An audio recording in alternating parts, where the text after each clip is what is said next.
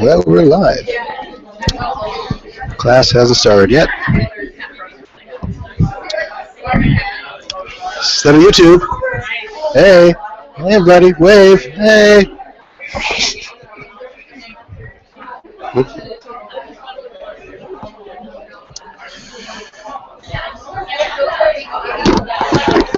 All right.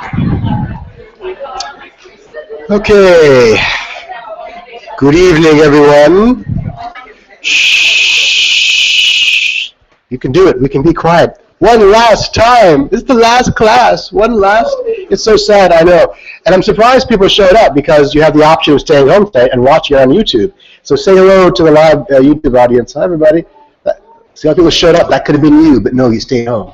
All right. So I'm going to position this somewhere over here where they can see the screen. Do you mind if I cover you over here? Is that okay? All right, here we go. That's sort of, yeah, that's okay. That works, I think. There it is. Okay, good. All right, so last class, you should be very, very sad. And it's going to be fast. So that's why I put it on YouTube, because I feel bad having you come down here at 5:30 p.m. for like 20 minutes worth of me. But you came. So. Stuff I put up with. Okay, so today, if I can put this microphone over here. Am I still mic'd? Yeah, does it matter? You don't care. So today we're going to talk we're going to review the year, we're going to talk about the exam, obviously, that's what people care about, and some final important words, because it's the last time I'll see you except for the exam. First, the poster presentations. Thank you very much. It went very, very well. Those were the best posters we have seen yet. They get better every year. And next year will be better than yours, so don't get too happy. Like I said, the book is published. I will make a change to your spelling of your name. And you can cite it on your CVs. I encourage you to also upload a PDF of your posters to the University of Ottawa repository. I'll put instructions for that on the website soon. And if you do that, then you can create a permanent link to the poster that other people can access if you want others to share in your brilliance. The mark on that's been uploaded is the average between the two judges' scores. Everyone did well. I know some people aren't that thrilled with their mark. They expected better. Everyone did well. That's the name of the game. Sometimes you get a tougher judge, and sometimes you get an easier judge. I was just informed, I've forgotten entirely, to add the 5% that you get. Right? So that the mark that's currently posted is just for the 20%. So take 20% of that and add 5. So you did better than you thought. Everyone's happy. Yay, we're all happy now. That's great. All right, so your mark goes up, which is good because the exam's going to kill you. So, yeah. Any questions about the posters? No? You have clarity? If you desperately need to see the judges' evaluation sheets, I have them. And if you want, email me your poster number, and I will send you the breakdown. All right.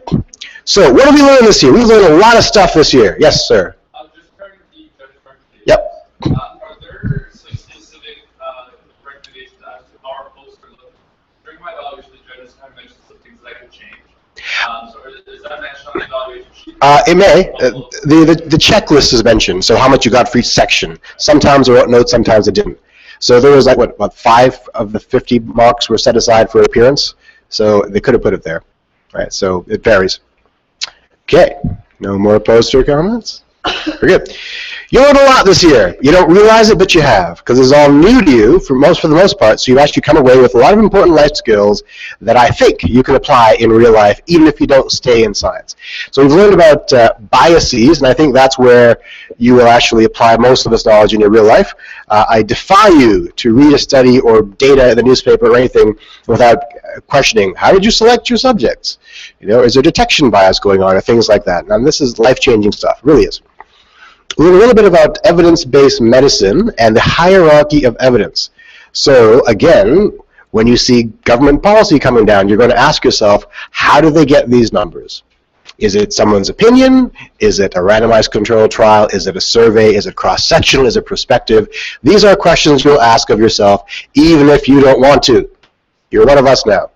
You've learned about systematic reviews, which is an important thing in life, boring as hell, but they exist.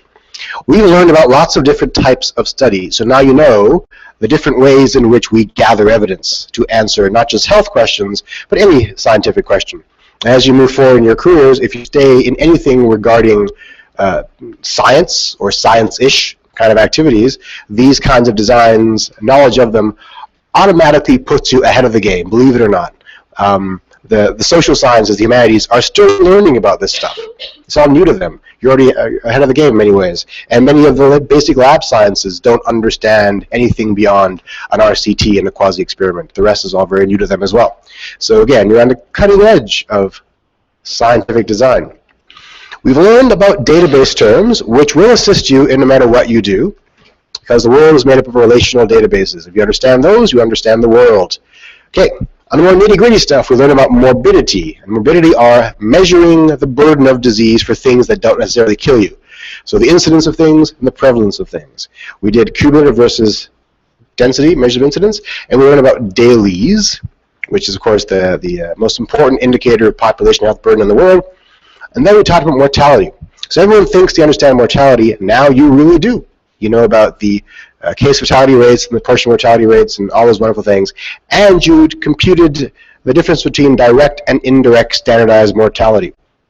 So now you know how to compare different populations to tease out whether or not age is a confounding factor. We also did survival analysis. Now you read those reports about how cancer has a 5-year survival rate of this. You know what it means now, and how to compare it to the background population rates. We learned a lot about screening tests, so I defy you, when you take a pregnancy test, as I know some of you will, to not read the back of the book, to look up the sensitivity and specificities to see exactly how accurate that test really is. Now you know what it means. And you know about PPVs and likelihood ratios too. You also know how to measure the degree of agreement between judges. So if you're watching The Voice, one of these stupid reality shows where you have judges judging things, you can compute different ways of seeing how much they agree. Because why wouldn't you? That's a fun thing to do while watching TV. No, but you would, maybe. You learned about validity versus reliability. Remember that they're different for tests and studies. So for tests, validity talks about one thing, and for studies means something else. So in general, validity means the extent to which your results represent the real world, and reliability means the extent to which you get the same results as you repeat your experiments. We'll learn a little bit about natural history of disease, so the fact that most diseases are invisible to you because they are not symptomatic yet, and the fact that everything we know about disease happens after you seek treatment for it. Because if you're not seeking treatment, you don't enter the system. So everything we know about everything that affects people disease-wise is after they enter the system. So there's an entire ocean of data and illness that we have no access to. We learned about how to measure causality with the Bradford-Hill criteria. So just because things are correlated, they are not necessarily causal, and some things you cannot measure causality for, so we estimate it using the Bradford-Hill criteria. You can now have an informed discussion with people and make them feel stupid when you talk about causation. We learned about attack rate, which is a special kind of incidence rate used for outbreak investigation, and we learned about these measurements of association, relative risks, odds ratios, and attributable risk, which again will serve you well when you're reading the paper and talking about whether this thing makes you sick or not, or whether eating meat gives you cancer, as was all the big rage a couple months ago. Now you know that those are measurements of relative risks, which don't necessarily represent absolute risk.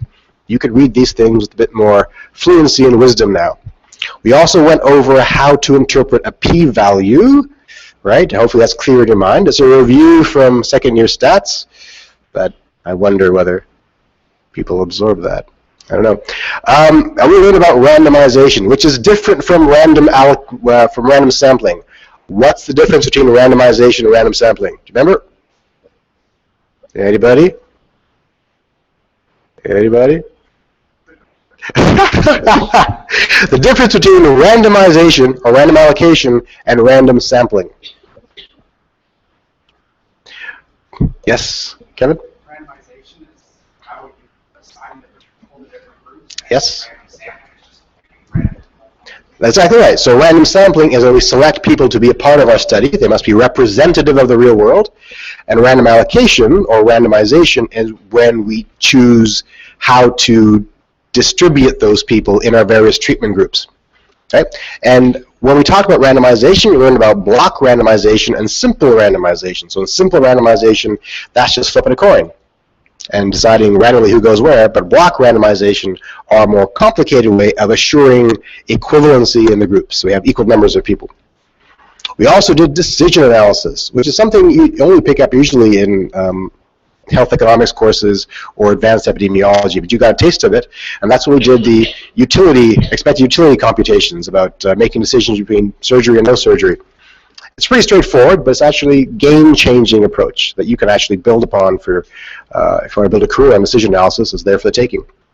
We learned about match studies, just a little bit about match studies. So if we're matching on factors that potentially confound, like sex or age, and if we match things, how to compute an odds ratio. So we did the match to odds ratio, and if you remember, that involves dividing the numbers of discordant pairs. So the analysis in match studies is on the pairs, not on the individuals. We reviewed very briefly chi-square. It's not a stats class, so there will be a chi-square computation in the final exam, but we reviewed a little bit of it. And chi-square simply is a test of whether or not two categorical variables are associated, and we use it for measurements of association like exposures and outcomes when computing odds ratios or relative risks. And we also did a little brief thing on sample size calculation using just two formulas. Even though there are scores of formulas, we look at only two of them as simplified examples for you to master. Okay, there's a lot of stuff we looked at. But your exam will be on the 20th, on a Sunday. Jeez, I know, right? Was that not right? Was that the right day? Yeah, that's right. Anyone disagree? No? Okay, good. Someone's shaking her head, but I guess she's wrong.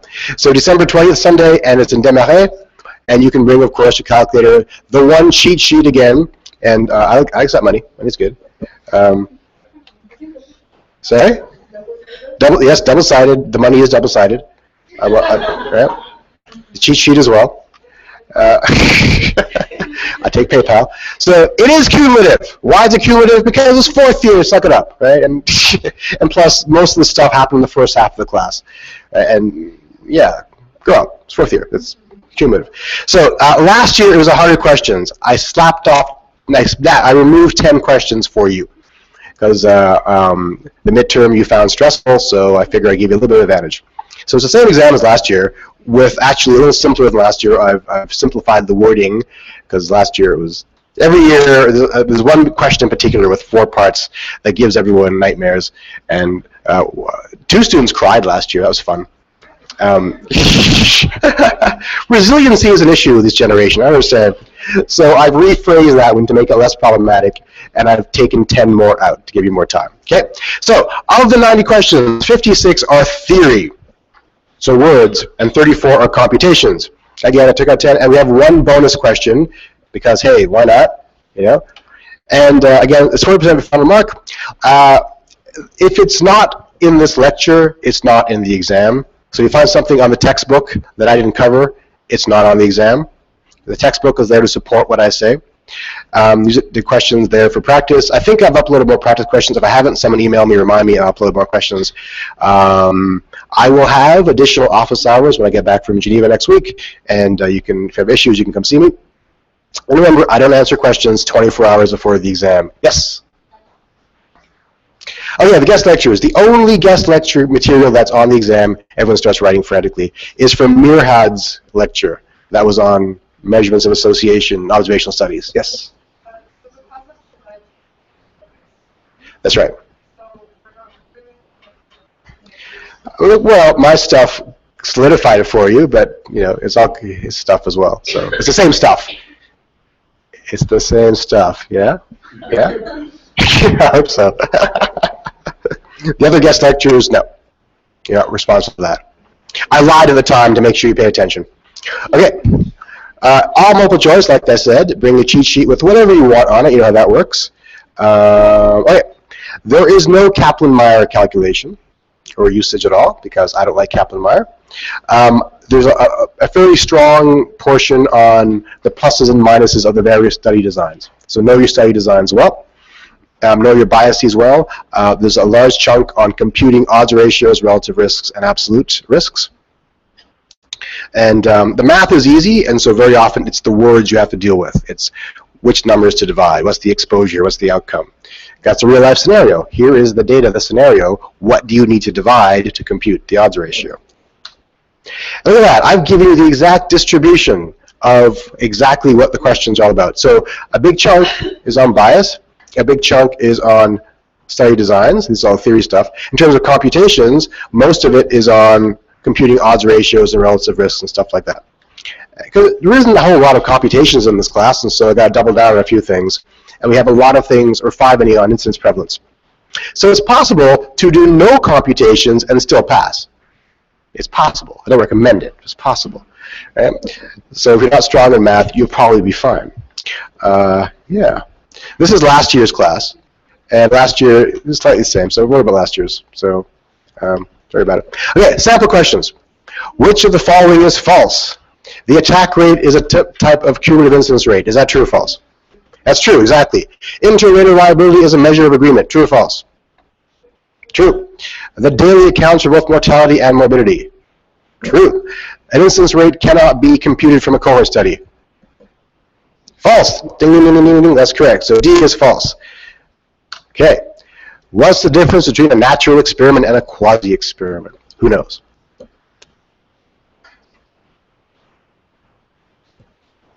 I see we're in for a lot of studying in the next couple of weeks. Well, describe one of them for me, yeah. That's right. And a quasi is what? Exactly right. You know, right? So I'll say it again. A quasi-experiment is like a RCT, except there's no randomization, and but you're still in control. Whereas natural experiment, it's an artificial scenario, but you didn't set it up. It just happened. Somebody else did it. Maybe the gods did it, or maybe the city hall did it, but you didn't do it. So what are the Hawthorne and Rosenthal effects? Who remembers that? Yes, ma'am? That's right. What's Rosenthal? Okay, somebody else is going to tackle that one. What's the Rosenthal effect? Hawthorne is when people behave differently when they're being watched, i.e. when they're in the study. And Rosenthal is... So Rosenthal is when people respond the way you expect them to respond because of your cues, as it is. So there's an example of Rosenthal effect called the Gollum effect, where if you expect people to do poorly, they do poorly, because your behavior towards them encourages them to do poorly. Whereas if you expect them to do well, your behavior towards them is encouraging, they tend to do well. So Rosenthal effect is when the researcher causes a change in that behavior based upon their expectations. Okay, more questions. The heavily controlled nature of some randomized controlled trials can imply, let's go from the bottom, can it imply a higher likelihood of Hawthorne effect? The controlled nature? No, it cannot. In fact, the nature of an RCT is that we tried to minimize Hawthorne effect. Can it imply a higher likelihood of placebo effect? No, it can't. I mean, the controlled nature, we can have placebo effect, but it's not to do with the controlled nature of it. Can it imply poor reliability? No, there's nothing about the controlled nature that implies, in fact, if anything, it implies good reliability. Can it imply poor internal validity? By the way, what's the difference between internal and external validity? Yes, sir? External is about generalizing. That's right. And internal is how well your results are finding. Yes, that's more or less correct. So I'll say it again for the recording because you're not mic'd. Internal validity is when the relationships you observe make sense within the confines of the experiment. In other words, there's no confounding or other kinds of bias. And external validity is the extent to which you can generalize from your results. Okay, so does the heavily controlled nature of the RCT imply poor internal validity? No, it does not. Quite the opposite. The heavily controlled nature increases internal validity. Therefore, the heavily controlled nature of MRTs can imply poor ecological validity. Why is that? Yes, ma'am? Yeah, that's exactly right. So controlled, it does not represent the real world. What's the answer? Shout it out. What's the answer? Hey! Okay. What did you learn that was useful this past year? Well, you learned about bias. Right? So if you hear things in the news, I hope you'll be more critical of what you hear in the news. My goal in this class is to make you better citizens, smarter citizens. You learn about how to design studies, so the limits of scientific knowledge. You learn about causation. So what does it mean we say this causes that? We say smoking causes cancer. How do we know? There is no RCT for it. We know because of the Bradford-Hill criteria, because of the strength of certain associations.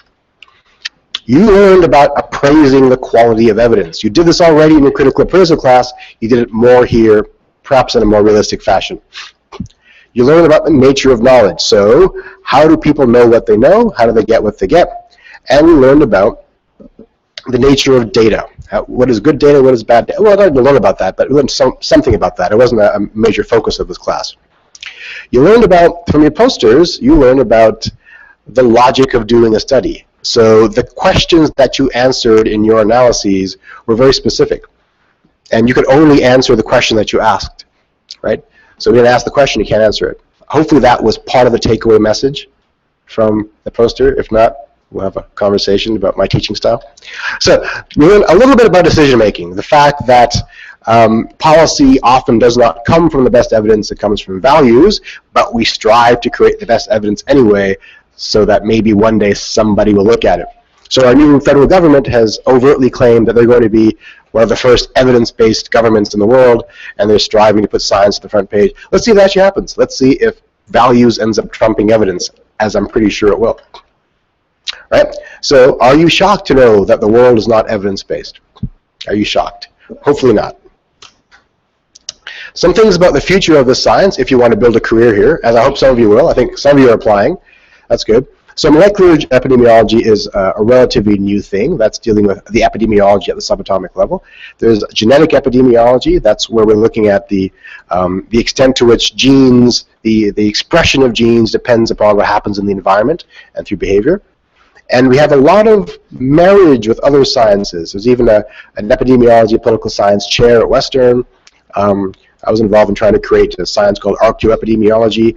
Epi and infotech go together very, very well. So if you want to build a career in data science and big data, there's a lot of money to be made there. So it's very, very exciting. Speaking of money, there's a lot of epidemiologists in business now. In fact, in the USA, there are a lot of small CROs. CROs are contract research organizations. These are small and large consulting firms that employ scores of epidemiologists just to crunch data and for purposes of government contracts. So these are brisk businesses, which is why I'm fond of saying I don't know of any unemployed epidemiologists. There's probably a couple out there who are have interesting personalities, but in general, the skill set can find a home quite easily. Okay, so I started out the course by saying epidemiology is a paradigm. And I want to finish on that note because it's important as a takeaway message. So we spent a lot of time looking at evidence. I spent an entire lecture complaining about homeopathy and Reiki and crappy things like that, based upon the paradigm that is the positivist approach of epidemiology. I want to retreat from that for a second so that you don't come out of this an arrogant asshole criticizing other kinds of evidence. And I want to do so by I may have told you the story already, but let's do it again anyway. If I ask you, where is the seat of human consciousness? Where does human consciousness live? What do you tell me? In you. What part of you? And you say, oh, that's an interesting question. Okay, usually I don't get that answer. But let's put you aside for a second. So, anyone else have an answer? Where does consciousness reside? Society? Oh, we're all getting really esoteric today. You know where I'm going with this. Yes, sir. Thank you, sir. Thank you. Now I feel stupid. Now you've taken several steps beyond me. So the brain is what I usually get if I ask the general public this question. And of course, you are well beyond the general public now. You're all clever people. Yes, so that's a fairly defensible answer, that consciousness resides in our brain. Can you devise an experiment or a test or an investigation to put that hypothesis to the test? Okay. An obvious one is to take a baseball bat and hit somebody with the brain. Sure. Right? Hit her with the brain. Let's say I damage her brain. Is there impaired consciousness? Yes, there is. If I destroy her brain, is there zero consciousness? Yes, there is. Fine. Strong evidence for consciousness being within the brain. Now put that aside for a second and consider another possibility. And when I say consider this possibility, I am not saying this is the truth. I'm just saying for a thought experiment. Let's say perhaps consciousness is everywhere. And the brain is a transceiver for receiving signals of consciousness from everywhere. Okay? I'm not saying that's the truth. I'm just saying consider that for a second. Now apply the same test to it. You hit the baseball bat, hit over the brain, there's an impaired signal. Destroy the brain, there is no signal. So both paradigms are confirmed by the same set of experiments. Right? But depending upon which paradigm you believe in, that's what confirms your a priori assumptions about reality. We live in the positivist paradigm that assumes that the brain that is the seat of consciousness. So all the experiments and data we perceive confirm that observation. What I'm trying to say is there are a variety of ways of looking at evidence, and depending upon your a priori assumptions about the nature of reality, that affects what you conclude. That's why I began this course by talking about the positivist paradigm, about evidence being objective and true and external to your own personal biases. It is not.